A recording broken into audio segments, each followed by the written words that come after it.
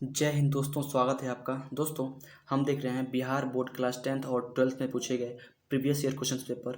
दोस्तों, इस वीडियो में देखेंगे 2020 में पूछा गया जीव विज्ञान का बहुत इंपॉर्टेंट क्वेश्चंस जो कि वस्तुनिष्ठ प्रश्न है, आपके लिए बहुत ज़रूरी है। दोस्तों, इसके पहले मैंने 2021 का ऑब्जेक्टिव बता दिया था, उसको आप जाकर देख सकते हैं। दोस्तों, आइए शुरू करते हैं इस वीडियो का पहला क्वेश्चन। तो फ्रेंड, आपके सामने पहला क्वेश्चन है, देखिए ध्यान से। कह रहा है पॉलीमरेज श्रृंखला अभिक्रिया का क्या कार्य है। क्वेश्चन है कि पॉलीमरेज श्रृंखला अभिक्रिया का क्या कार्य है। तो फ्रेंड्स, इसका जो सही उत्तर है, बिल्कुल जो इसका राइट आंसर है वो है ऑप्शन डी है। ठीक, डीएनए प्रवर्धीकरण है। क्या है इसका सही आंसर? तो डीएनए प्रवर्धीकरण है। ठीक है, चलते हैं अगले क्वेश्चन पर। क्वेश्चन नंबर 2 है, कह रहा है गोबर गैस प्लांट में कौन सा जीवाणु प्रयुक्त होता है। तो फ्रेंड्स, इसका बिल्कुल जो सही उत्तर है फ्रेंड्स वो है ऑप्शन डी। क्या है? तो मिथुनोजेंस है। क्या है? मिथुनोजेंस। ठीक ना, चलते हैं क्वेश्चन नंबर 3 पे। कह रहा है कि कॉपर टी किससे बचाव का कार्य करता है। तो इसका जो सही उत्तर है फ्रेंड्स, अगर आपको पता है तो अपना उत्तर आप कमेंट कर सकते हैं। ये एक्चुअली प्रैक्टिस के लिए है, लेकिन ये पूछा गया है क्वेश्चन 2020 में। ठीक है, तो इसका जो सही उत्तर है फ्रेंड्स, कॉपर टी किसके बचाव का कार्य करता है। तो इसका जो राइट आंसर ऑप्शन सी, यानी निषेचन इससे रुकता है, निषेचन नहीं हो पाता है। ठीक है, कॉपर टी ये अक्सर महिलाएं लगाती हैं, महिलाओं के लिए होता है कॉपर टी। ठीक है, चलते हैं क्वेश्चन नंबर 4 पे।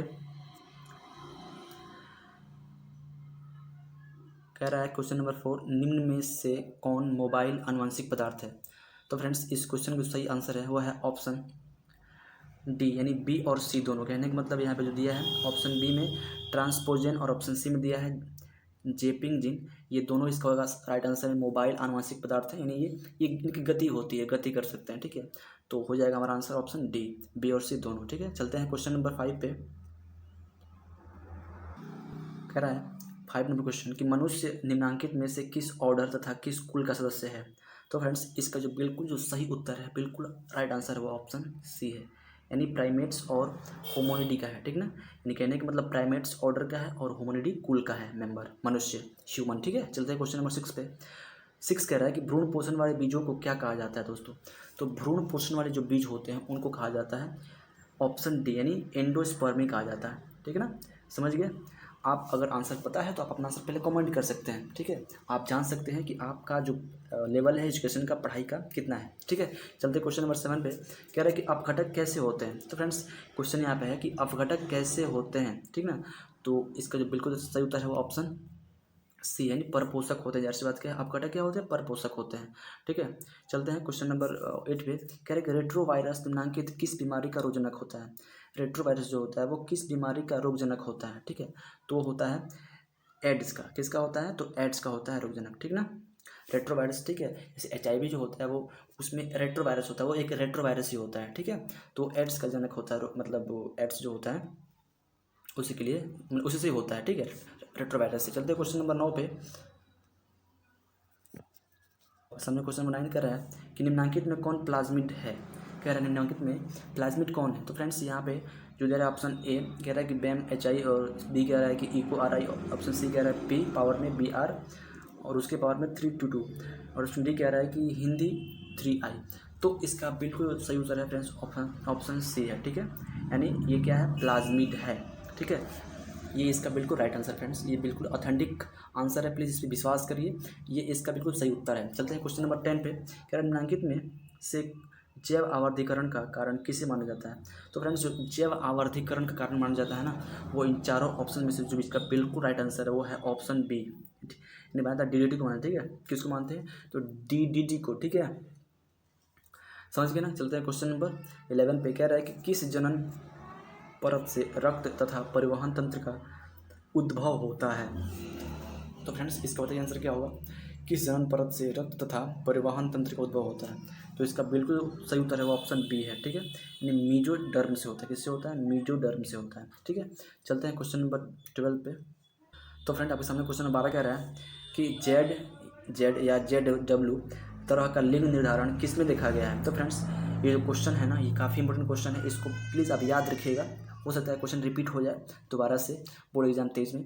कह रहा है कि यहाँ पे ZZ या WZ, ठीक है, या फिर ZW तरह का लिंग निर्धारण किस में देखा गया। तो फ्रेंड्स, इन चारों ऑप्शन में से आप देख सकते हैं ऑप्शन ए कह रहा है घेंघा में, ठीक है, घोंघा में ऑप्शन बी कह रहा है, तिलचट्टा में ऑप्शन सी कह रहा है, मोर में ऑप्शन डी कह रहा है, मनुष्य में। तो इसका जो बिल्कुल सही उत्तर है वो ऑप्शन सी है, यानी मोर में होता है। किस में होता है? तो मोर, पीकॉक में होता है। चलते हैं क्वेश्चन नंबर 13 पे। क्या रहा है क्वेश्चन नंबर 13 कि टी प्लाज्मिड निम्नलिखित में से किससे प्राप्त किया जाता है? तो फ्रेंड्स जो जो प्लाज्मिड होता है वो, ठीक ना, कहने का मतलब यहाँ पे जो है ऑप्शन सी यानी ए और बी दोनों से प्राप्त किया जाता है। ठीक है, ए और बी जो है दोनों से प्राप्त किया जाता है। ठीक है, समझ गए, यानी एग्रोबैक्टीरियम राइजोजिन से और एग्रोबैक्टीरियम ट्यूमिफिशियन से। ठीक है, तो यहाँ पे जो ऑप्शन ए और बी दो है दोनों से वो प्राप्त किया जाता है टी प्लाज्मिड। ठीक है, चलते हैं क्वेश्चन नंबर 14 पे। क्या रहा है क्वेश्चन नंबर 14 कि निम्न में से कौन प्रारंभकूट है? तो फ्रेंड्स इस क्वेश्चन का सही उत्तर है वो ऑप्शन बी है। क्या है? ऑप्शन बी है, यानी AUG एवं GUG इज राइट आंसर। ठीक है, इस क्वेश्चन का। चलते हैं क्वेश्चन नंबर 15 पे। क्या है क्वेश्चन 15 निम्नलिखित में किसकी आनुवंशिक विविधता भारत में अत्यधिक है? यानी इन चारों ऑप्शन में से किसकी आनुवंशिक विविधता सबसे अधिक है, सबसे अधिक टाइप का पाया जाता है का, इनमें से कौन है वो? ठीक है, तो ऑप्शन ए कह रहा है गेहूँ, ऑप्शन बी कह रहा है दाल, ऑप्शन सी कह रहा है चार, ऑप्शन डी कह रहा है आम। तो इसका जो बिल्कुल सही उत्तर है ऑप्शन डी है, आम है। आम जानते हैं कि बहुत विविध प्रकार का होता है, पाया जाता है, कई टाइप होता है आम का। ठीक है, तो यही आनुवंशिक विविधता वाला एक अत्यधिक मतलब रूप से ये पाया जाता है। ठीक है, चलते हैं क्वेश्चन नंबर 16 पे। कह रहा है कि देखिए ध्यान से, कह रहा है कि निम्नलिखित में किस में पादप का अगुणित होता है? पादप का अगुणित होता है। ठीक है, तो फ्रेंड्स इसका जो बिल्कुल सही उत्तर है वो ऑप्शन सी है, यानी ब्रायोफाइट्स में। किस में होता है? तो ब्रायोफाइट्स में होता है। ठीक है, याद कीजिएगा, इसमें होता है तो ब्रायोफाइट्स में होता है पादप का अगुणित। ठीक ना, चलते हैं क्वेश्चन नंबर 17 पे। तो फ्रेंड्स देखिए यहाँ पे कह रहा है कि निम्नलिखित में से कौन जलीय जंगली घास है? तो फ्रेंड्स यहाँ पे पढ़िए, ऑप्शन ए कह रहा है ट्रापा, ऑप्शन बी कह रहा है हाइड्रीला, ऑप्शन सी कह रहा है जलकुंभी, ऑप्शन डी कह रहा है बी और सी दोनों। यानी कहने का मतलब यहाँ पे जो आंसर हो जाएगा ऑप्शन डी हो जाएगा। ठीक है, यानी जो बी हाइड्रीला है और सी जलकुंभी है, दोनों क्या है? जलीय घास होते हैं। तो हमारा आंसर क्या हो जाएगा? बी और सी दोनों। ठीक है, चलते हैं क्वेश्चन नंबर 18 पे। कह रहा है कि जीवाश्म सामान्यतः किस में पाए जाते हैं? तो जीवाश्म होता है सामान्यतः किस में पाए जाते हैं फ्रेंड्स? तो आप देख सकते हैं यहाँ पे कह रहा है ऑप्शन ए रूपांतरित चट्टान है, ऑप्शन बी कह रहा है आग्नेय चट्टान है, ऑप्शन सी कह रहा है तल छठी चट्टान है और ऑप्शन डी कह रहा है इनमें से सभी। तो इसका जो बिल्कुल जो राइट आंसर ऑप्शन है सी। क्या है? तो तल छठी चट्टान में पाए जाते हैं। ठीक है, जीवाश्म, यानी उसको बोलते हैं परतदार चट्टान। ठीक है, चलते हैं क्वेश्चन नंबर 19 पे। कह रहा है कि पुनर्योगज, ठीक है, क्वेश्चन का कह रहा है 19 कि पुनर्योगज DNA टीके क्या है? ठीक है, तो इसका जो बिल्कुल सही उत्तर है वो है ऑप्शन डी। ठीक है, यानी एक्सोजेनिक प्रोटीन होते हैं। ठीक, क्या होते हैं? एक्सोजेनिक प्रोटीन, याद रखिएगा क्या है? Exogenic protein. चलते हैं क्वेश्चन नंबर 20 पे। कह रहा है क्वेश्चन नंबर 20 निम्नलिखित में कौन संकटग्रस्त स्पीसीज है, यानी संकटग्रस्त प्रजाति है, तो कौन है? तो आप ये देख सकते हैं ऑप्शन ए अमरबेल, ऑप्शन बी कह रहा है लेंटेना और ऑप्शन सी कह रहा है निफेंथिस और ऑप्शन डी कह रहा है सभी। तो फ्रेंड्स यहाँ पे जो आंसर इसका होगा ऑप्शन डी होगा, इनमें सभी। ठीक है, क्योंकि इनमें सभी क्या है? ये सभी संकटग्रस्त हैं, एंडेंजर्ड। ठीक है, चलते हैं क्वेश्चन नंबर 21 पे। कह रहा है क्वेश्चन नंबर 21 की अदरक में कायिक प्रवर्धन किसके द्वारा होता है? तो फ्रेंड्स यहाँ पे जो इसका बिल्कुल सही उत्तर है, एकदम राइट उत्तर है वो है ऑप्शन ए, यानी राइजोम द्वारा होता है। किससे द्वारा होता है?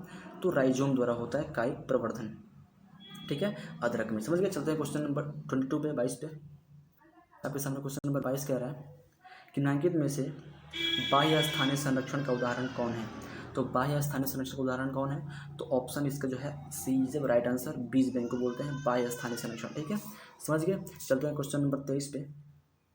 सिल्क धागे में कौन सा प्रोटीन पाया जाता है? तो फ्रेंड्स इस क्वेश्चन का जो राइट आंसर है आप पढ़ सकते हैं। ऑप्शन ए कह रहा है कि फिब्रोइन, ऑप्शन बी कह रहा है एल्बुमिन, ऑप्शन सी कह रहा है ग्लोबुलिन, ऑप्शन डी कह रहा है केराटिन। तो इसका जो राइट आंसर है बिल्कुल वो है ऑप्शन ए, यानी फिब्रोनिन है। ठीक है, क्या है? फिब्रोइन है। समझ गए, चलते हैं क्वेश्चन नंबर 24 पे। कह रहा है नीलहरित शैवाल किस खेत के लिए उपयोगी जैव उर्वरक है? तो फ्रेंड्स यहाँ पे जो क्वेश्चन दिया गया है नीलहरित शैवाल किस खेत के लिए जैव उर्वरक है, यानी बायो फर्टिलाइजर्स है। तो फ्रेंड्स इसका जो बिल्कुल राइट आंसर हो जाएगा ऑप्शन डी हो जाएगा, यानी चावल के खेत, धान के खेत के लिए। ठीक है, जो चावल होता है, चावल जिससे धान से मिलता है, तो धान के खेत के लिए क्या होते हैं? बहुत ही उपयोगी जैव उर्वरक होते हैं। कौन? नीलहरित शैवाल। ठीक है, चलते हैं क्वेश्चन नंबर 25 पे। क्या रहा है 25 कह रहा है GAATTC निम्नांकित किसका रिकॉग्निशन साइट है? ठीक है, तो इस क्वेश्चन का जो सबसे राइट आंसर है वो है ऑप्शन ए। ठीक है, यानी EcoRI का है। ठीक है, किसको बोलते हैं?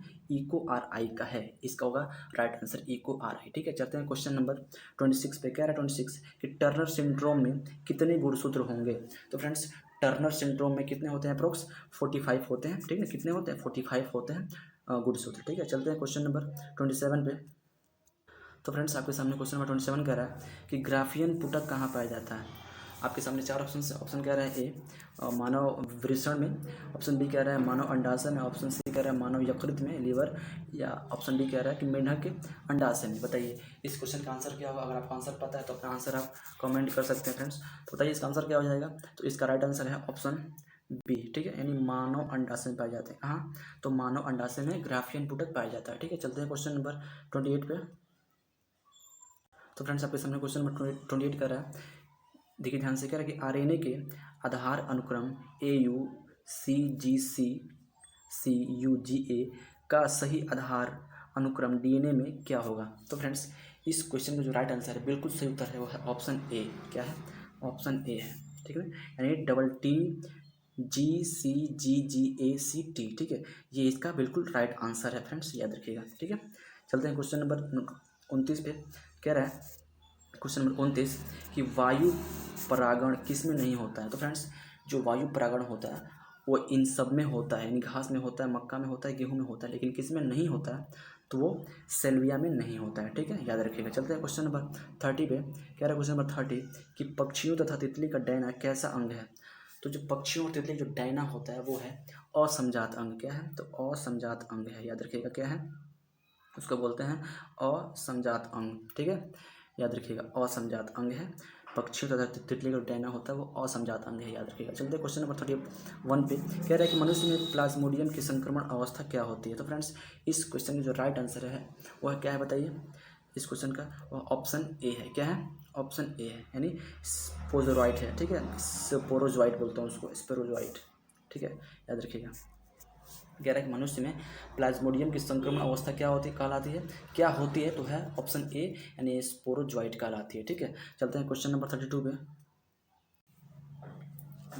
तो फ्रेंड्स आपके सामने क्वेश्चन नंबर कह रहा है 32, ध्यान से देखिए। कह रहा है कि निम्नलिखित में कौन कैंसर कोशिकाएं होती हैं। तो आपके सामने चार ऑप्शन से, ऑप्शन ए कह रहा है कि प्लाज्मा कोशिकाएं, ऑप्शन बी कह रहा है हेला कोशिकाएं, ऑप्शन सी कह रहा है मेमोरी कोशिकाएं, और ऑप्शन डी कह रहा है टी कोशिकाएं। तो फ्रेंड्स इस क्वेश्चन का सबसे सही उत्तर है ऑप्शन बी। ठीक है, यानी हेला कोशिकाएं क्या कहलाती हैं, तो कैंसर कोशिकाएं भी कहलाती है। ठीक है, चलते हैं क्वेश्चन नंबर 33 पे। कह रहा है क्वेश्चन 33, कह रहा है कि जल में ई कोलाई यानी इशेरिचिया कोलाई की अधिकता किसकी सूचक है। ठीक है, तो जल में जो जब इशेरिचिया कोलाई की अधिकता हो जाती है वो किसका सूचक होता है, तो पानी का खारापन का भी होता है, औद्योगिक प्रदूषण का भी होता है, वाहित मल जल प्रदूषण का भी होता है, यानी इसका हो जाएगा राइट आंसर ऑप्शन डी। इनमें से सभी हो जाएगा आंसर। ठीक है, चलते हैं क्वेश्चन नंबर 34 पे। ठीक है, यानी अम्लीय वर्षा में पीएच कितना होता है, यानी अम्लीय वर्षा में जो पीएच मान होता है वो कितना होता है, तो 5.6 से कम होता है, या फिर कह सकते हैं हम 5, कितना होता है, 5 होता है। ठीक है, इतना कह सकते हैं, अम्लीय वर्षा में जो पीएच मान होता है वो 5 होता है। ठीक है, चलते हैं क्वेश्चन नंबर 35 पे।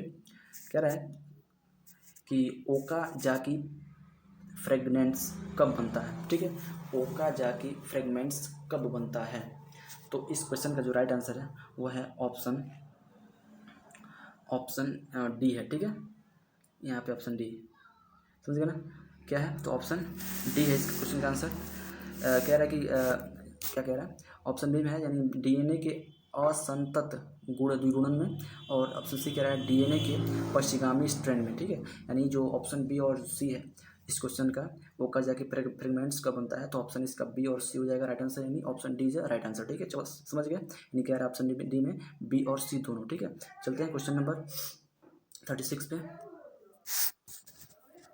आपके सामने क्वेश्चन नंबर 36 कह रहा है कि प्रकाश रासायनिक धुंध में निम्नलिखित में से क्या नहीं पाया जाता है। प्रकाश रासायनिक धुंध में निम्नलिखित में से क्या नहीं पाया जाता है। तो दोस्तों इस क्वेश्चन का जो राइट आंसर है ऑप्शन ए है। ठीक है, यानी PNA नहीं पाया जाता है। ठीक है, PNA इज वहाँ पे क्या होता है, तो एब्सेंस होता है, वो नहीं पाया जाता। चलते हैं क्वेश्चन नंबर 37 पे। कह रहा है कि निम्नलिखित में कौन द्विगुणित संरचना है। तो निम्नलिखित में जो कह रहा है कौन द्विगुणित संरचना है वो है ऑप्शन सी, यानी युग्मनज होता है, युग्मनज। ठीक है, युग्मनज इसको बोलते हैं जाइगोट। ठीक है, यानी ये क्या है, ये द्विगुणित है, बाकी यहाँ पे जो ऑप्शन ए है शुक्राणु या अंडाणु क्या है, ये अगुणित होते हैं। चलते हैं क्वेश्चन नंबर 38 पे। कह रहे हैं कि पौधे जो जलीय वातावरण में नहीं पाए जाते हैं वो हैं। ठीक है, यानी जो जलीय वातावरण में नहीं, मतलब जो जल में नहीं होता हो, जल से उसका लगाव ना हो उस पौधे का, वो क्या है, वो ऑप्शन डी है, बबूल। अब जानते हैं बबूल क्या सूखे में होता है, जल में नहीं होता है, जल से इसका लगाव नहीं है। ठीक है, यानी बबूल क्या होता है, वो जलीय वातावरण में नहीं पाया जाता है। ठीक है, चलते हैं क्वेश्चन नंबर 39 पे। कह रहा है कि ट्रांसजेनिक सुनहरे धान में किस विटामिन की प्रचुर मात्रा पाई जाती है। ठीक है, जो ट्रांसजेनिक होते हैं सुनहरा धान जिसको बोलते हैं गोल्डन राइस, इसमें प्रचुर मात्रा होती है विटामिन ए की। किसकी होती है, विटामिन ए की प्रचुर मात्रा पाई जाती है। चलते हैं क्वेश्चन नंबर 40 पे। सबके सामने क्वेश्चन 40 कह रहा है, 40 क्वेश्चन कह रहा है ये कि मनुष्य में ए बी ओ रक्त समूह क्या दर्शाता है। तो मनुष्य में जो ए बी ओ रक्त समूह होता है वो दर्शाता है ऑप्शन डी, यानी बी और सी दोनों दर्शाता है। ऑप्शन बी कह रहा है कि बहुअलील। ठीक है, और ऑप्शन सी कह रहा है कि सह प्रभाविता। ठीक है, तो यहाँ पे जो ऑप्शन डी में कह रहा है कि बी और सी दोनों ऑप्शन यानी ये दोनों करेक्ट है इस क्वेश्चन के लिए। ठीक है, मनुष्य में जो ए बी ओ रक्त समूह होता है, ब्लड ग्रुप होता है, वो दर्शाता है बहुअलील और सह प्रभाविता। ठीक है, यानी ऑप्शन बी और सी इसके लिए ऑप्शन जो डी है वो राइट आंसर है। चलते हैं क्वेश्चन नंबर 41 पे। एंटीबॉडीज जो हमारे शरीर में हैं, ठीक है, वे क्या हैं। तो इस क्वेश्चन का जो सबसे राइट आंसर है फ्रेंड्स वो है ऑप्शन सी है। ठीक है, यानी ग्लाइकोप्रोटीन है। क्या है, ग्लाइकोप्रोटीन। एंटीबॉडी जो हमारे शरीर में है वो है ग्लाइकोप्रोटीन। ठीक है ना, समझ गए। चलते हैं क्वेश्चन 42 पे। कह रहा है कि कौन सा पिरामिड कभी उल्टा नहीं होता। तो जो होता है ना पिरामिड, ऊर्जा का पिरामिड, ठीक है, वो कभी उल्टा नहीं होता, वो हमेशा सीधा होता है उत्पादक से अपघटक तक। ठीक है, हमेशा क्या होता है, वो सीधा होता है पिरामिड। समझ गए। तो दोस्तों ये क्वेश्चन सभी आपके लिए बहुत ही हेल्पफुल थे। आप बताएंगे कितना आपके लिए हेल्पफुल होंगे। ठीक है फ्रेंड्स, मिलते हैं आपको नेक्स्ट वीडियो में। ये वीडियो अगर आपको अच्छा लगा हो तो प्लीज़ वीडियो को लाइक कर दीजिएगा और इसको अपने दोस्तों में शेयर करिएगा ताकि उनको भी इसका लाभ मिले। तो मिलते हैं आपको नेक्स्ट वीडियो में, तब तक के लिए बहुत धन्यवाद। Thank you very much. जय हिंद, जय भारत।